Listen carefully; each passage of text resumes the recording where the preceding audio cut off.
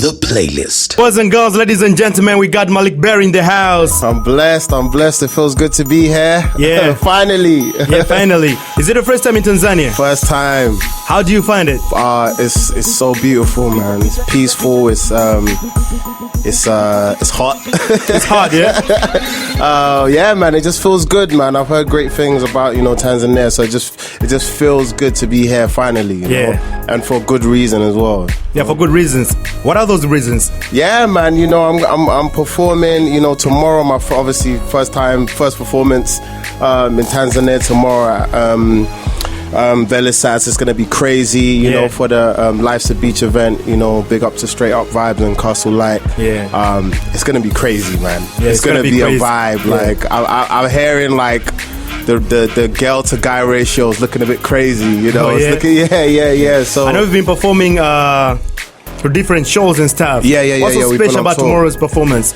You know what, man? It's just every time I perform in Africa, it's just something else, man. It's just a different vibe. Like I always feel at home, anywhere I go. And obviously like Tanzania, man, Dar es Salaam. Like I'm hearing like once the crowd gets a little bit of juice in them, a little bit of juice and sauce, they turn up. So I'm looking forward to that. And Definitely. Did you bring that berry juice? I got it. I always got it with me. Yeah, you got it. I always got it with me. Yes, I know you started off as a producer back in 2013 when you produced WIZKID, The Matter. Yeah. And the video went so viral, and then you guys shot it at the UK. Yeah. How did you hook up with WIZKID? I actually met him in 2011. Yeah. I went on a family holiday because I hadn't been before that 2011. I hadn't been back to Nigeria since I was like a kid. So you were born and raised in UK? I was born and raised in UK. Yeah. But I just went to Nigeria briefly for like the early years of my life. Yeah. And when I was 6, I moved back to London.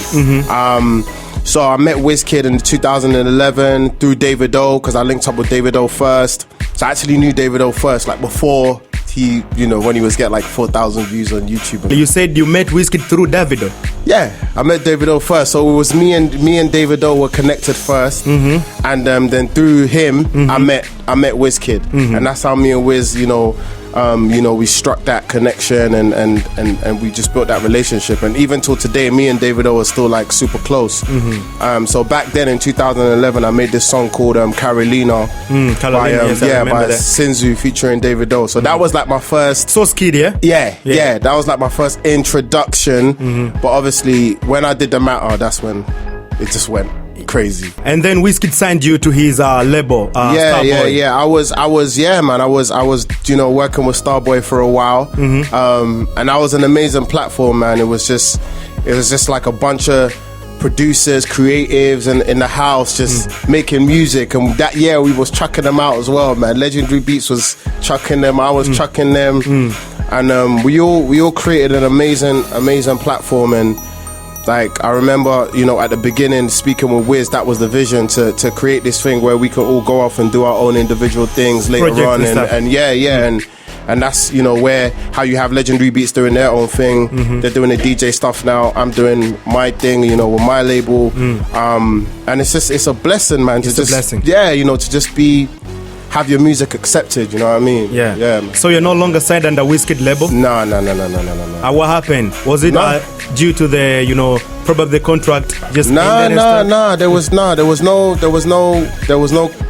There was no issue or anything. Like for me, I remember for me, I had actually sat down and had a conversation with him. I was like, yo, bro, I want to kind of, do my thing. And I had a vision for myself of where I wanted to see myself in the industry. Yeah. Do you understand? And even till this day, I'm still affiliated with Starboy. Oh, you're still affiliated? We're still family. Like, I'm not signed or anything, but we're still family. Like, we still do a lot of stuff behind the scenes. Like, so for me, I just wanted to like create my own situation, create my own label, become a boss, and hopefully next year, sign some acts myself, but I had to, for the sound and the brand that I wanted to create, I had to branch off and do my own thing, Yeah. You always talk about sound. What's so special about sound? You normally talk about sound and stuff. Yeah. Sound is very important. Sound is your identity, as an artist. I feel like you kind of have to have your own sound to be able to stand out. And obviously, I started off as a producer. Yes. So I could be making the songs, the WIZKID songs or the Wande Coast type songs. Do you understand? But I would just be another artist out of Africa or whatever. But I felt like for me to stand out, I had to create my own sound and it's just nothing special. It's just what makes me me. It's just like a blend of everything I grew up listening to, the R&B, the pop, the Fela Kuti or whatever. And that's what my sound is. You know, you might hear R&B melodies, but it will have an African groove. I may speak a little bit Yoruba, I may speak a little bit Igbo or English or whatever. And it just, Is there a specific name for your sound? No, I don't have a name yet. I don't have a name yet. Nah. I don't want to make it. I don't want to force it. Yeah. So it will come. Oh yeah. Okay. Between producing and singing, which one do you prefer the most? Producing and singing. I'm more comfortable producing. Do you understand? Because I've been doing that for longer. Yeah. You've been doing that for so long. Yeah, I've been doing that for so long. But you know what? Like coming out on stage and performing and having people sing your songs back to you is priceless. It's a priceless feeling. Like we've toured everywhere. We've been to America. We've been to we toured over US. We did like 12 states earlier on in the year. We did Europe. We did Jay-Z's Made in America festival. Yes, you were one of the artists who performed. Yeah. It was crazy, man. It was massive. It was nuts. And then Jay-Z's streaming portal platform named you as the fast rising artist. Yeah. And how was it? Man, you know what? It's just a blessing being recognized, period, no matter what. Even being recognized in Africa, like it doesn't have to be the States or Jay-Z's platform or whatever. Just being recognized in general, I think it's a blessing. Yeah. And it just kind of like motivates you to want to do more and just go harder, man, and just, you know, keep putting out music. Yeah. And then Billboard as well recognized you. First of all, your songs, is it Pon the Mind, yeah? Yeah, Pon My Mind. Yeah, Pon My Mind. And there was another song as well. Yeah, it was earlier on in the year, Echo Miami was actually #1 trending on the Billboard Twitter charts. Yes. Then just recently, like I debuted at number 11. Number 11 on the Sound of Music. Yes. I think Sound of Music or whatever. Yeah. Sound of Music charts on the Billboard. Yes. Yeah, so there was other big artists like Georgia Smith and stuff on it. So it's how do you take that? It's you know, it gives me a sense of accomplishment, you know, but like I'm proud of myself, you know. I don't see things like that as let me celebrate. No, I have to keep going. Like, where's the real Billboard charts? Where's the Grammys, you know? That's where you're heading. That's where my head is thinking, man. I'm just trying to represent Africa to the fullest, you know what I mean? Represent. Then again, your song Control. Yeah. I saw Rita Ora was vibing to the song, and then you took it to your Instagram account. Yeah, man. Just trying to shoot my shot, you know. Trying to, you know, take my chance. But yeah, no, everyone's been literally like posting up since the day it came out. You know, you've had High Dollar, you've had like Kylie Jenner's people, you've had a lot of them all over. Like, do you understand? All over the place, man. And it's like, what's it? Diddy was listening to Juice on his Instagram the other day in his mansion. Like, I feel like, you know, just African sound in general is starting to sink into pop culture and mainstream culture in general. And it's just a blessing to be a part of the movement. I like that. Yeah. Then you said, Rita Ora, come get the sound. Real, I'm the plug. Yeah, really, I'm the plug. Yeah. Yes. Yeah. Did she reach you out? Boy, I don't know, innit? Like, I don't know if she reached out. I tried to slide in DMs a couple times. But did you guys, you know, talk about it or something? No, probably but basically, you can cook something? I know, because of, like, obviously we're both based in the UK, so I know her label people, I know her team and stuff, and, you know, we're trying to, we've been trying to do it professionally, but, you know, Rio, reach out to me, baby, you know, I don't bite. Oh yeah, you don't bite?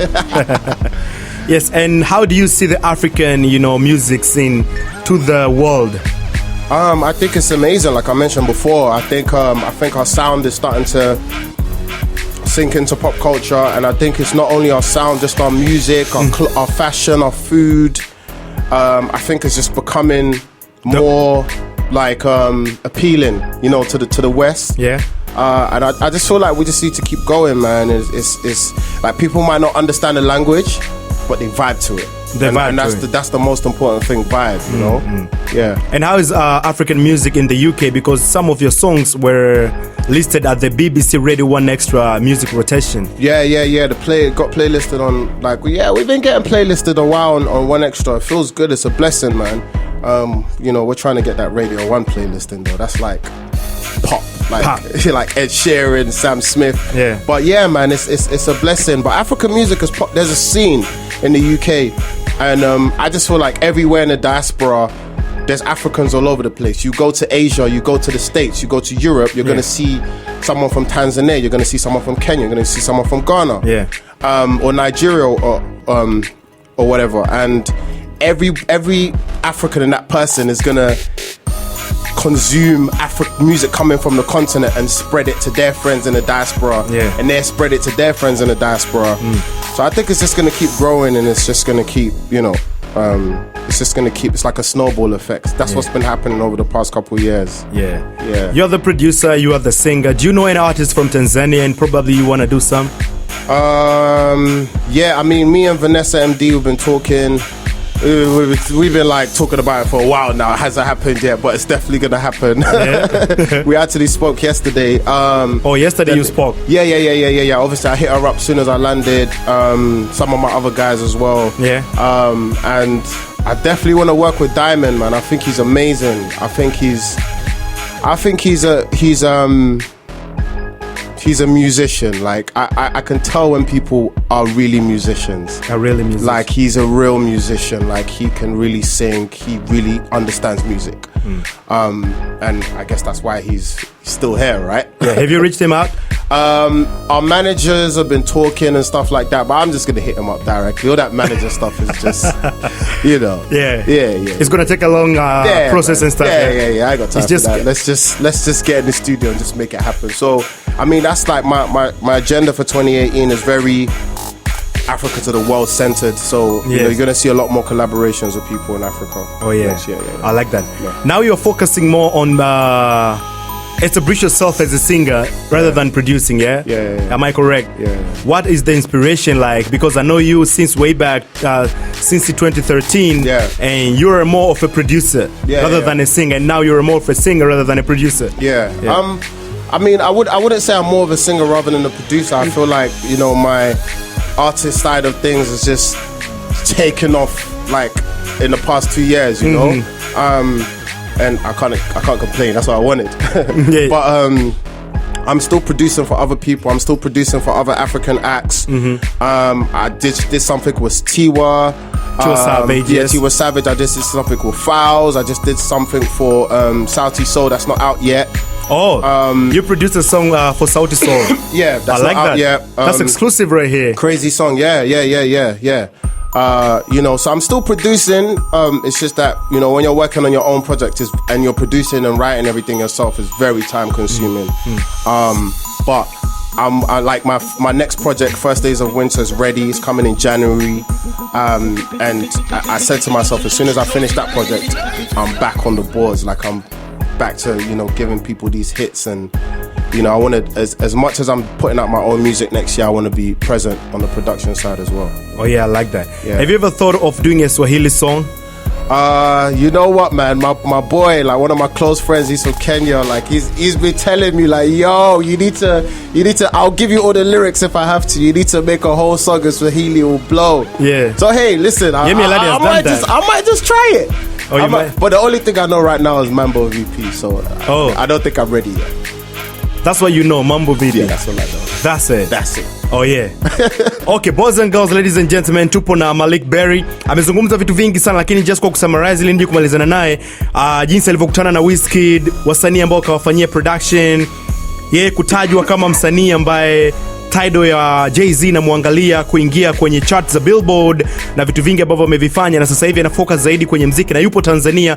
Kesho atakuwa na show pale Velisa, anakuja na kuambia itakuwa ni noma sana, ya moto sana. So yes, tunakuja kumalizana na mastori kibao na Maleek Berry, but twende kwanza tukasip kidogo. The Playlist.